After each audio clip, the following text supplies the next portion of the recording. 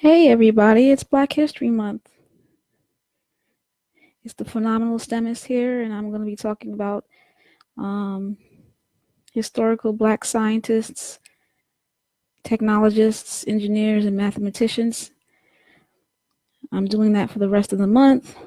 Um, just give me a little bit of time to just share my page. Long time no see. Took off of December and January.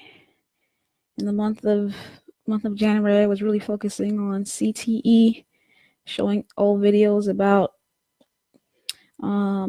what extensive hits to the brain cause, what disease it causes.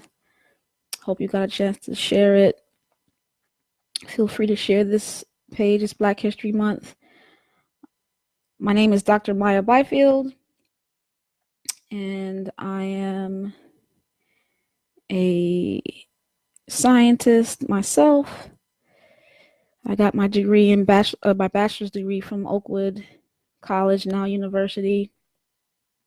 I got that degree in biology and went on to Albert Einstein College of Medicine, where I received my master's and PhD in biomedical sciences, specifically molecular pharmacology. I love science, and I think partially the reason why I became a scientist is because of what I learned as a child about African American scientists. I don't think we learn enough about Black people in this country because of stereotypes.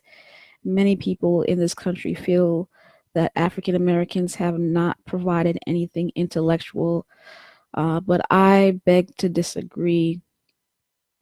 There are so many contributions that Black people in this country have given to this country other than singing and dancing and food. And so what I find troubling is that at many higher levels of let me not say education or institutions, usually if they celebrate Black history at all, so they hardly celebrate Black history in this country at the upper echelon. I'm talking about institutions, um, corporate America, colleges, universities. If they celebrate it at all, they usually celebrate it from the standpoint of singing, dancing, sports, and soul food. And I kind of get offended with that. Black history is not soul food. Though I love soul food, Black history is more than just civil rights, music, and soul food. There are African American scientists that we should learn about, and I hope this can permeate through society, that we have Black people from all walks of society contributing to the intelligence of America. All right, so we're going to talk about a scientist today. I see someone watching me. I don't know who you are, but welcome to Phenomenal STEMist. I hope more will be able to join. I tried to have it at 4 o'clock because I think children go to bed early. So I'm going to start trying to come out live on Facebook instead of being in the evening, in the early evening. All right, so the first scientist is George Washington Carver. I always remember this one as a child. They really plugged George Washington Carver as a famous Black scientist. He is the reason I became a scientist.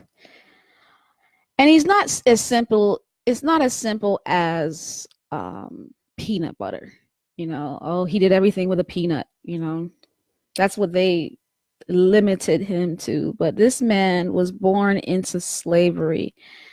He was born into slavery, but went on to become one of the most prominent scientists and inventors of his time. Okay, so think of his time in the 1800s, all right? I'm not talking about 1940s when DNA was discovered. I'm talking about the 1800s. So the greatest form of science was agriculture. That was the technology of the day. So unfortunately, we start to look at our technology and then therefore look at their technology as primitive. But in their day, finding ways of maximizing agriculture was huge. It was the computer science of our time, right? Slavery is heavy in the midst. And how can we invent certain types of protocols or inventions, period, that can maximize the technology that supported the wealth of the country of that day? And George Washington Carver he was crucial in that. If you think about all of the old colleges, A&Ms, right? Florida A&Ms, Alabama A&Ms, A&Ms, agriculture and mechanical. This was the university, Texas A&M. This was the university of the time. These were the technologies of the time to promote wealth in America of the time. I see a couple people watching me. I would love for you to just say hi so I can greet you. Please feel free to join Phenomenal STEMist. Follow me on Phenomenal STEMist and comment. Ask any questions. I would love to have a discussion. So please feel free to ask questions. I cannot see it unless you ask it under my Phenomenal STEMist video. Okay, so back to my original point. One of the biggest things that he brought to the country was soil rotation. Soil rotation, meaning you can't just keep planting cotton all the time on the soil. It'll do damage to the soil. So if you do cotton sometimes, then soybeans sometimes, then peanuts sometimes, like you basically rotate.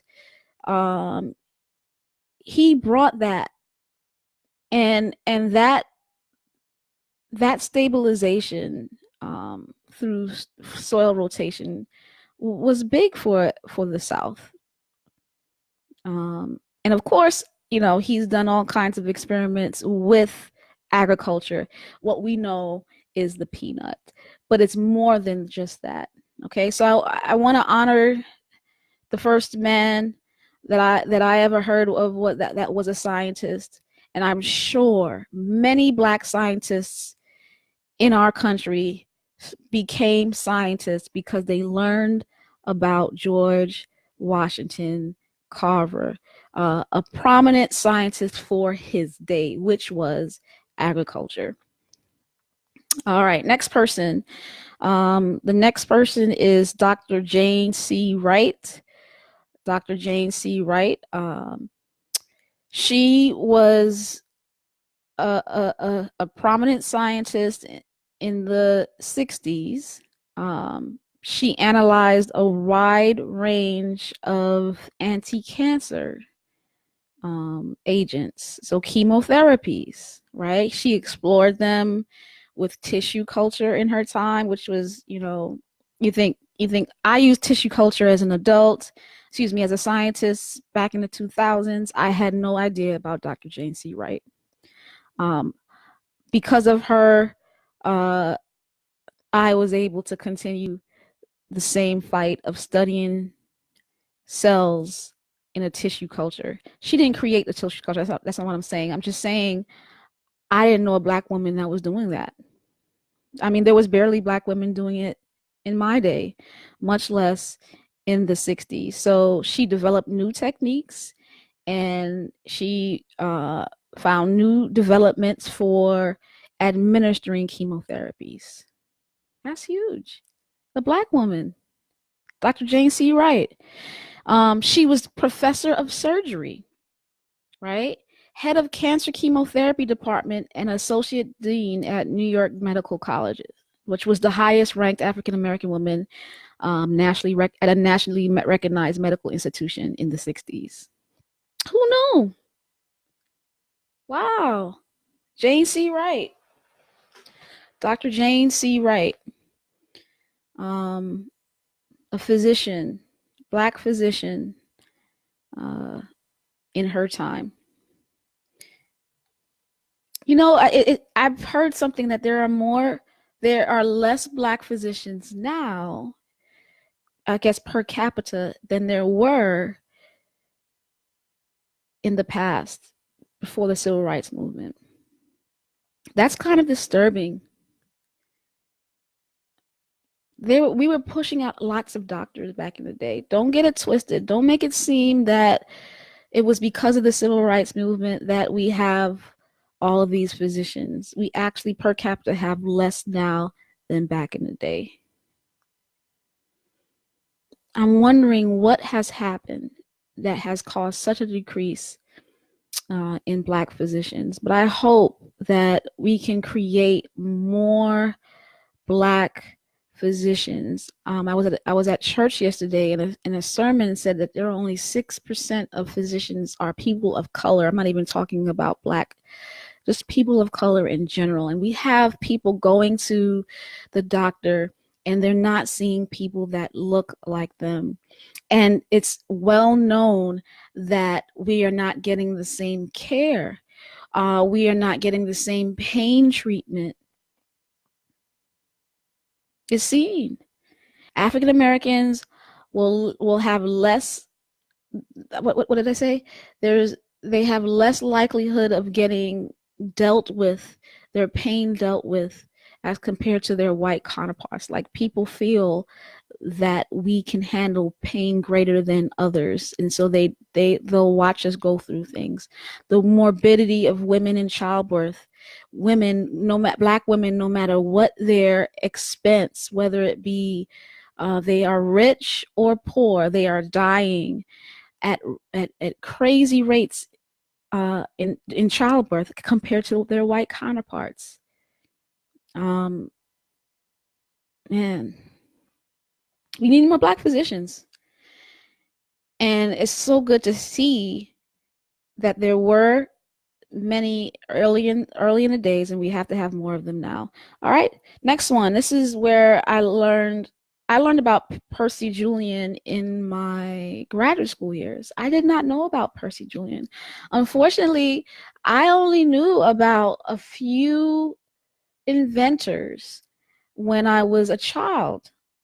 I did not know many scientists. George Washington Carver was the only scientist I knew all throughout my childhood. But when I went to graduate school, we had a association called PJA, and it was basically the African American Student Association at my graduate school of Albert Einstein College of Medicine. And I was like, what does PJA stand for? It stands for Percy Julian. So I found out that Percy L. Julian was an African American biochemist. He was a chemist, and he was a pioneer in synthesis of many medicinal drugs like cortisone, steroids, right? Birth control pills. PJ. We call it PJ, or Percy Julian. Yeah. He traveled for several years teaching at many black colleges before he got his PhD from the University of Vienna. He did not get his PhD in America. This is the 1930s. This is what integration has done for us. Integration allows for more black trained scientists in America. And truly, the goal, in my opinion, for integration was for that. It was not meant really for the younger ages, because the education in the early childhood years was pretty superb in this country. I think we tend to negate that. Our education of children was very good. But what would happen was when they would get to the higher echelons, when they would get to undergraduate, and get their bachelor's, there were not many programs for master's and PhD at these institutions. And so if you look at many of the men and women in the civil rights movement, they got their degrees from other schools that were not historically black colleges. And that's why there was a push to integrate the graduate level, though. And what happened was we pushed to integrate the lower levels. And sometimes I wonder if that hurt the education of the young. And by the time they got to the graduate, many stopped going. I'm wondering. I'm not saying this is the case, but integration's purpose really, because there were many educated black people that wanted to go on and get their PhDs, and they had to go outside of the country. Percy Julian is one of those that did that. And so he worked at DePauw, and he continued his research, synthesizing all kinds of different types of drugs, one of which was treating glaucoma. All right. And in spite of all of his efforts and great findings, he would not or could not become a full professor due to his race. I mean, it would have been a shoo-in. The stuff that he did, he should have become a full professor. But because of his race, he was not given the opportunity to become a professor. But because of him, I and many of my colleagues from Albert Einstein College of Medicine have become scientists, and I am a full professor because of him. That PJA, right, Percy Julian Associations, mentored, fostered my growth as a PhD student, and because of his name and because of my knowledge of who he is, I am where I am today. And there's so many scientists back in the day that did not get any credit for what they have done, but I honor them today. Percy Julian, a chemist, biochemist in the 30s. All right, last one. So I'm basically doing a lot of medical scientists today. Medical scientists. Next week I'll do engineers, and the week after that I'll do computer scientists. So Daniel Hale Williams, 1893. Look at this guy, 1893. Daniel Hale Williams. He was a Chicago surgeon. Performed the first successful open heart surgery. Now he didn't really do a really invasive or work actually in the heart. We know other professionals help to get more accolades of actually working in the heart. But the fact that he was able to do something to the heart or even the outside covering of the heart was huge. And it was a black person that did this. The black person that did this. First of all, just being a cardiologist as a black man was huge. We hardly have cardiologists now as black men. What are we going to do about that, guys? We have to change that. So he was one of the few black cardiologists at the time, and he basically operated on James Cornish, which was a man that had severe stab wound to his chest, and he needed transfusion. And so, well, actually, this is 1890, so they didn't have transfusion, but he was able to suture his pericardium. So he literally, there was a slash in the outer covering of the heart, and basically without the benefits of blood transfusion and modern day surgical procedure, this man was able to suture up the pericardium, the covering of the heart. So while he did not really do the movement of the arteries or vessels or dissect the heart as yet, he still was able to give us some advancement on the fact that we could work on the heart.